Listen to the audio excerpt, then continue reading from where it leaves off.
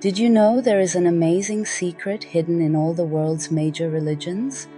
And it is a secret which, once you understand, will gift you the power to shape the direction of your life in a way that nothing else can. This ancient wisdom speaks of a profound energy within us, what the Eastern traditions call Kundalini, but which also appears in Jewish mystical texts as Ruach, the divine breath of life.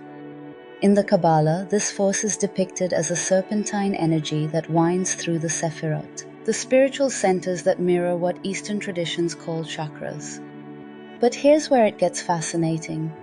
This energy isn't just neutral, it responds to our intentions and actions. The Zohar, Judaism's primary mystical text, speaks of the Yetzer Hatov and Yetzer Hara, the good and evil inclinations.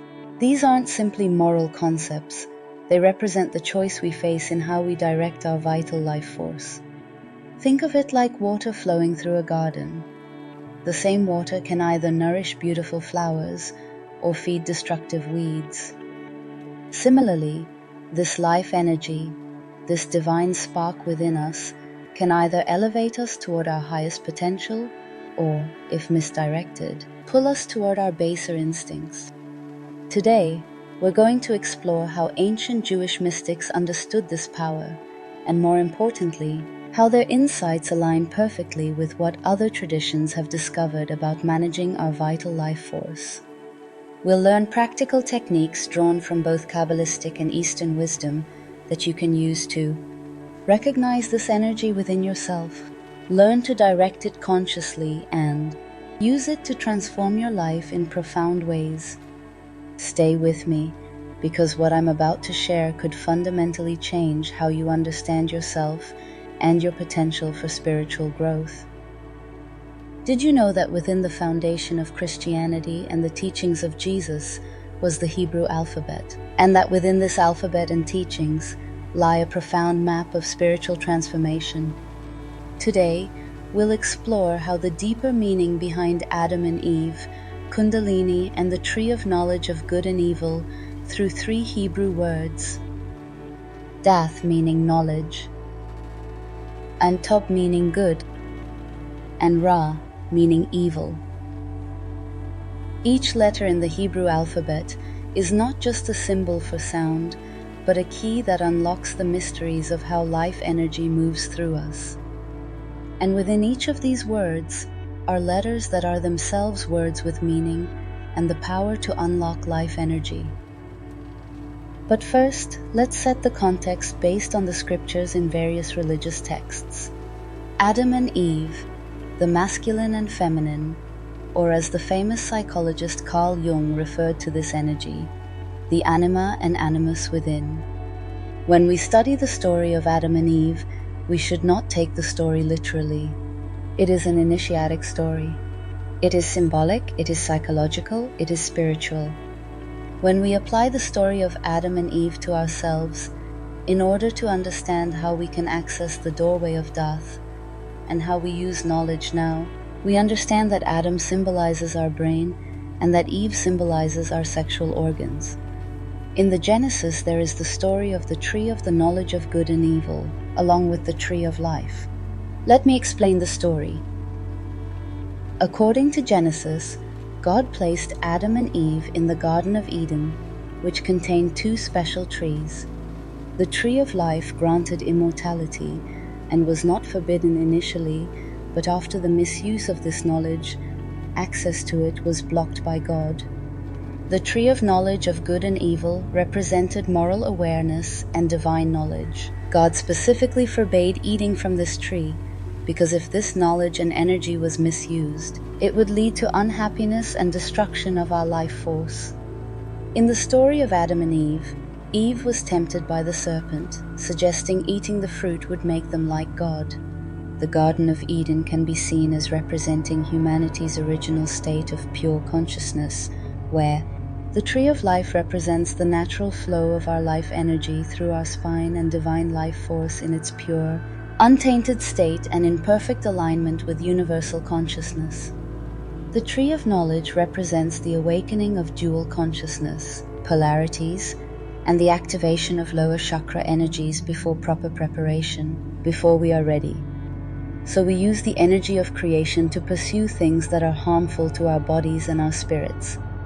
From this perspective, the fall represents premature awakening of Kundalini energy before proper spiritual preparation, and the descent of consciousness from higher, more empowered states of being to our lower base needs that destroy our happiness and energy.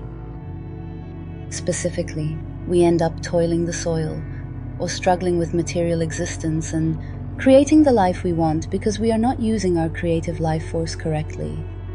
The serpent symbolism represents Kundalini energy, or our creative life force, which can lead to either enlightenment or entanglement, and shows how energy must be worked with wisely. The wisdom teachings here suggest spiritual awakening must happen gradually and with preparation. Energy work requires respect and proper timing. Balance between higher and lower chakras is essential. And return to Eden comes through conscious energy work and spiritual practice. This interpretation sees the story not as a fall from grace, but as a lesson about the proper cultivation and raising of life force energy, working from lower to higher chakras systematically, rather than trying to grasp higher awareness prematurely. Let's examine the original Hebrew to fully understand the story of Adam and Eve and the Daath. In the Jewish mystical tradition, this door is known as Daath, meaning knowledge. But this isn't ordinary knowledge, it's the science of how to use our vital life force. The word Daath is comprised of 3 Hebrew letters, each with profound meaning and power. Remember to read these from right to left. These are Daleth, Ayin, and Tav. And together they reveal the sacred, hidden science of spiritual evolution and how to unlock our inner power and creative life force to shape the lives we want. The doorway of knowledge, Daleth. The first letter in the word Daath is Daleth, and it refers to a doorway. It even looks like a door or entrance.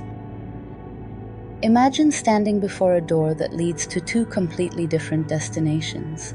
This is exactly what the Hebrew letter Daleth represents, a doorway to either elevation or descent. Just as a door can swing both ways, this knowledge is neutral. It's how we use it that determines whether it leads us upward towards spiritual enlightenment or downward towards suffering. This is why the ancient texts speak of the tree of knowledge of good and evil. It's not about simple morality. It's about understanding how to direct our most precious energy. The power of perception, Ayin. The second letter in the word Daath is Ayin, which literally means eye or to see. Look closely at its shape. You'll notice it appears like 2 eyes at the top. This dual nature of vision reflects an essential truth. There are 2 ways to perceive reality. One leads to clear spiritual insight, like the prophets of old who saw divine truth. The other leads to distorted perception, seeing through a glass darkly, as the scripture says. Think of it like this. When you look at water in a clear glass, you see its true nature. But if that same water is in a dirty glass, everything appears distorted. Our consciousness works the same way. When our energy is pure, we see clearly. When it's polluted by negative emotions and desires, our perception becomes distorted. The seal of completion, Tav. The final letter in this trinity is Tav, representing a covenant or seal. It's no coincidence that it's the last letter of the Hebrew alphabet. It symbolizes the completion of a spiritual journey. This letter teaches us that working with our life energy isn't just about temporary experiences or powers. It's about permanent transformation. Let's look at the science of energy management. Now, here's where these ancient symbols become intensely practical. Within each of us are 2 primary channels of energy, represented in various traditions, in the Ida and Pingala in yoga, the Od and Ob in Kabbalah, the 2 serpents on the caduceus of Mercury in Hermetic traditions. These channels spiral around our spine like a double helix, carrying life force between our creative center and our brain. The ancient Hebrews understood this when they wrote about Adam, representing the brain, and Eve, representing the creative force. Now let's look at the second word, tob, meaning good. This represents the path of elevation. In Hebrew, the word for good is tob, containing 3 letters that reveal the path of proper energy use. Again, remember to read this from right to left. Teth represents our creative life energy, which is also called the serpent or Kundalini. That is the curled up life force at the base of your spine. This life force can either be the tempting serpent, or it can also be the healing serpent of Moses. And the Lord sent fiery serpents among the people, and they bit the people, and much people of Israel died. Therefore the people came to Moses and said, "We have sinned, for we have spoken against the Lord and against thee. Pray unto the Lord, that he take away the serpents from us." And Moses prayed for the people. And the Lord said unto Moses, "Make thee a fiery serpent, and set it upon a pole, and it shall come to pass, that every one that is bitten, when he looketh upon it, shall live." And Moses made a serpent of brass, and put it upon a pole. And it came to pass, that if a serpent had bitten any man, when he beheld the serpent of brass, he lived. Numbers 21, 6-9. Remember that Daath is related to the throat. Thus when the people spoke against God, they used the door of knowledge in the wrong way. They were falling under temptation of their own inner serpent and suffered for it. The serpent is always present in relation to the tree of knowledge and heals or harms according to our relationship with it. The second letter in Tob is Vav, which is a straight line. The Vav represents the spinal column. The Vav is the 6th letter of the Hebrew alphabet. This is also significant. It is through the spinal column that God creates. You remember in the Bible it always says, "And God said, let there be light. And God saw that it was good. And God created." Vav means and, so it is through the spinal column, Vav, that God creates. It is through the spine, which connects our minds to our creative life force, that we create our lives. We can use this energy for good, in which case that we can be healed by our creative life force, the serpent, or when misused that we are tempted by the serpent. When we conquer the temptation of the serpent, the energy of sexuality will rise up the spine, which is what makes what we call the second womb. This is how the soul is created in us. Beth, B, the sacred space where transformation occurs. When we learn to direct our life force upward through these channels, while maintaining purity of heart and mind, we experience what the ancients called Eden, a state of divine bliss and clear perception. The third letter in Tob is Beth. Beth is the 2nd letter of the Hebrew alphabet, which represents a house, the house of God. Beth is the creative power of the Divine Mother Shekinah. Beth is related to the powers of creation. In Hebrew, the first book of the Bible is called Bereshit, which refers to creation. The first letter of Bereshit is Beth, and it is through that Beth that the rest of the Bible emerges. The word Tob has the serpent, T, the spine, V, and the house, B, where creation occurs. Tob means goodness, so, the tree of the knowledge of good. The good is first. Through Tob, or this goodness, the upright creation can occur, the creation of the real man, or the reestablishment of Adam and Eve in Eden. What we need is to follow the path of Tob, the good path, the upright path, in order to recover our place in Eden. So then we can go further than that and become a fully developed soul, beyond good and evil. Returning to Eden only fixes the mistake. Then we have a whole other work to do after that. The path of descent. Conversely, the Hebrew word for evil is Ra, containing 2 letters, Resh and Ayin. Resh symbolizes our head, where we have the brain atom.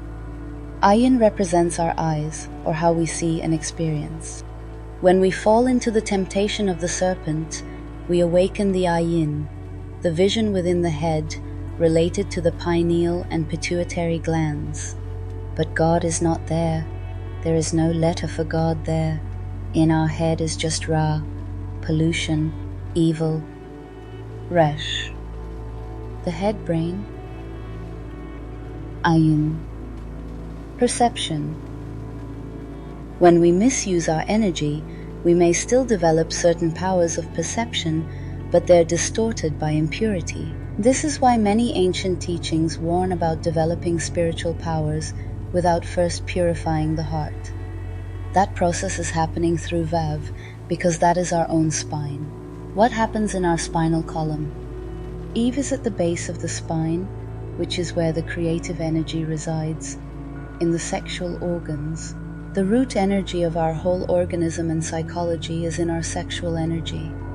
When our inner Eve is tempted and uses sexual energy to feed her desire, she uses that energy and sends it up the spine to Adam, and infects the brain with the taste and lust and desire for sensations of pleasure, even if those are not explicitly sexual on the surface. It may just be, for example, that we have a situation with someone we are envious of, and we indulge in that envy in our mind and heart. That indulgence is a usage of sexual energy, but we are unaware of it. The brain becomes addicted to that sensation of envy, and we become used to it. We start to like it, even though it is a form of suffering. This is what happens with drug addicts and alcoholics. This is what happens with people who are manic, people who are depressed. They become habituated to sensations and they start to like it. The same happens with people who are undergoing torture, who are put in jail. They become used to it and they start to think it is normal. This is what has happened to us. It sounds weird and the mind says, that cannot be, but it is true. And when you really become honest with yourself and you start looking into your behaviors, you start to see things that you know you shouldn't do, but that you like to do. We all have them, and we each have our idiosyncrasy. Some of us really like to feel afraid, to feel insecure, to feel anxious. I bet you that most of us, even though we would not admit it, actually like to feel stressed because we have become used to it. Now, when we feel stressed, we feel like we are doing something, like we are part of life. We are on the path to success because we are stressed out. When we feel relaxed, we feel uncomfortable, as if we are not doing our work, we are not doing something. Have you ever noticed that? When you start to really relax, you start getting worried and anxious because you are not stressed. Why is that? Because we become habituated to these harmful states of being. So how do we apply this ancient wisdom today? Here are the key principles. 1. Recognize that your life force is neutral. It's your intention and use that determines its effect. 2. Understand that every thought, emotion, and action either elevates or depletes your energy. 3. Practice energy conservation through conscious breathing, emotional equilibrium, mental clarity, physical purity. Transform negative states through self-observation, meditation, conscious action, service to others. Every moment presents us with the same choice that Daath, the doorway, represents. Will we use our energy to elevate our consciousness or to feed our lower nature? The ancient Hebrew letters teach us that this isn't just about morality. It's about understanding and working with the fundamental forces of life itself. Remember, just as a mighty river can either nourish a valley or destroy it depending on how it's channeled, your life force can either illuminate your path to higher consciousness or bind you more tightly to suffering. The choice and the knowledge to make that choice wisely is now in your hands. The wisdom encoded in these Hebrew letters isn't just theoretical. It's a practical guide for anyone seeking to understand and master their own vital force. By learning to read these ancient signs, we can navigate the path to higher consciousness with greater clarity and purpose. If you found this video useful, please like and subscribe to this channel to learn more about ancient teachings and unlock the wisdom encoded within them. Until next time, stay grounded, be in your power.